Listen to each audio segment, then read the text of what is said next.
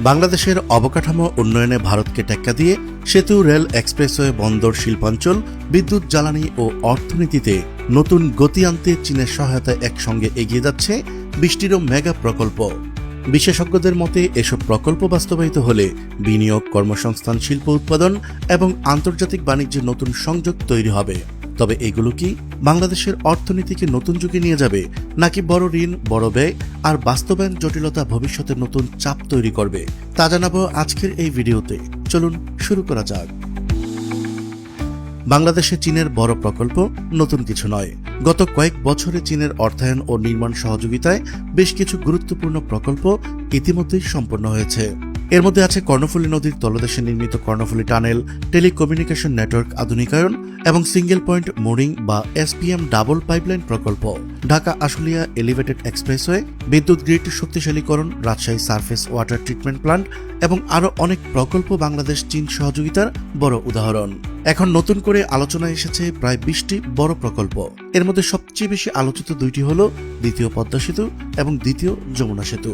দ্বিতীয় পদ্মা সেতু প্রস্তাব করা হয়েছে মানিকগঞ্জের পাটুরিয়া থেকে রাজবাড়ী দৌলদিয়া রুটে। এই রুটটি দক্ষিণ পশ্চিমাঞ্চলের সঙ্গে রাজধানীর যোগাযোগ আরও সহজ করতে পারে। আর দ্বিতীয় যমুনা সেতুর জন্য সম্ভাব্য রুট হিসেবে জামালপুর দেওয়ানগঞ্জ থেকে গাইবান্ধা বালাসীঘাট অথবা বগুড়ার সারিয়াকান্দি থেকে জামালপুরের মাদারগঞ্জ, এই ধরনের কয়েকটি রুট নিয়ে সমীক্ষা চলছে। যদি এই দুই সেতু বাস্তবায়ন হয় তাহলে উত্তরবঙ্গ, দক্ষিণ পশ্চিমাঞ্চল এবং রাজধানীর মধ্যে পণ্য পরিবহন, যাত্রী চলাচল ও শিল্প সংযোগে বড় পরিবর্তন আসতে পারে। চীনা অর্থায়নে আলোচনায় আছে বড় বড় সড়ক ও নগর পরিবহন প্রকল্প। বাংলাদেশের রেল খাতেও চীনের বড় ভূমিকা আছে। পদ্মা ব্রিজ রেল লিঙ্ক প্রকল্পকে বলা যায় বাংলাদেশের অন্যতম গুরুত্বপূর্ণ রেল প্রকল্প। সরকারি প্রকল্পের তথ্য অনুযায়ী এই প্রকল্পে চীনের এক্সিম ব্যাংকের অর্থায়ন রয়েছে এবং এটি সরকারের ফাস্ট ট্র্যাক প্রকল্পের তালিকায় ছিল।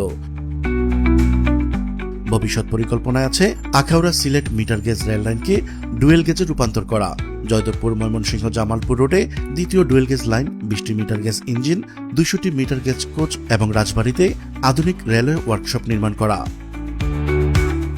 চীনা অর্থায়নের আরেকটি গুরুত্বপূর্ণ ক্ষেত্র হল শিল্পাঞ্চল। চট্টগ্রামের আনোয়ারা চীনা অর্থনৈতিক ও শিল্পাঞ্চল Chinese economic and industrial zone বা CEIZ সম্প্রতি বড় আলোচনায় এসেছে। এই প্রকল্পের মোট ব্যয় ধরা হয়েছে 4,189 কোটি টাকা, যার মধ্যে চীন 2,466 কোটি টাকা ঋণ দেবে বলে জানানো হয়েছে। প্রকল্পটি বাস্তবায়িত হলে প্রায় 1 লাখ কর্মসংস্থান এবং $50 কোটিরও বেশি বিদেশি বিনিয়োগ আসতে পারে বলে আশা করা হচ্ছে। এই শিল্পাঞ্চলে টেক্সটাইল, ফার্মাসিউটিক্যালস, লাইট ইঞ্জিনিয়ারিং সহ বিভিন্ন উৎপাদন খাতে চীনা বিনিয়োগ আসার সম্ভাবনা রয়েছে। বাংলাদেশের বন্দর ও জ্বালানি খাতেও চীনের আগ্রহ দীর্ঘদিনের। এসপিএম বা ডাবল পাইপলাইন প্রকল্প দেশের জ্বালানি আমদানি ব্যবস্থাকে আরও দক্ষ করতে গুরুত্বপূর্ণ ভূমিকা রাখতে পারে। এর মাধ্যমে বড় জাহাজ থেকে সরাসরি তেল খালাস ও পাইপলাইনে পরিবহন সহজ। পানি ব্যবস্থাপনার দিক থেকেও চীন আগ্রহ দেখিয়েছে। বাংলাদেশ আনুষ্ঠানিকভাবে তিস্তা নদী ব্যবস্থাপনা ও পুনরুদ্ধার প্রকল্পে চীনের সহায়তা চেয়েছে বলে 2026 সালের মে মাসে রিপোর্ট করা হয়েছে। চীনা অর্থায়নে 27টি প্রকল্পের কথা থাকলেও 2025 সালের জুন পর্যন্ত 13টি প্রকল্পে $8.89 বিলিয়ন ঋণ চুক্তি করা হয়েছে। এর মধ্যে $5.53 বিলিয়ন ছাড় হয়েছে এবং বাংলাদেশ ইতিমধ্যেই কয়েকটি প্রকল্পের ঋণ পরিশোধ শুরু করেছে। চীনের অর্থায়নে 20টির মতো মেগা প্রজেক্ট যদি সঠিক পরিকল্পনা, স্বচ্ছতা এবং সময় মতো বাস্তবায়নের পথে এগোয় তাহলে বাংলাদেশের যোগাযোগ, শিল্প, রপ্তানি, কর্মসংস্থান এবং বাণিজ্যে বড় পরিবর্তন আসতে পারে। কিন্তু যদি প্রকল্পগুলো শুধু রাজনৈতিক প্রতিশ্রুতি হয়ে থাকে অথবা ব্যয় নিয়ন্ত্রণ ছাড়া ঋণ নির্ভর উন্নয়ন হয় তাহলে ভবিষ্যতে অর্থনীতির উপর চাপ বাড়তে পারে।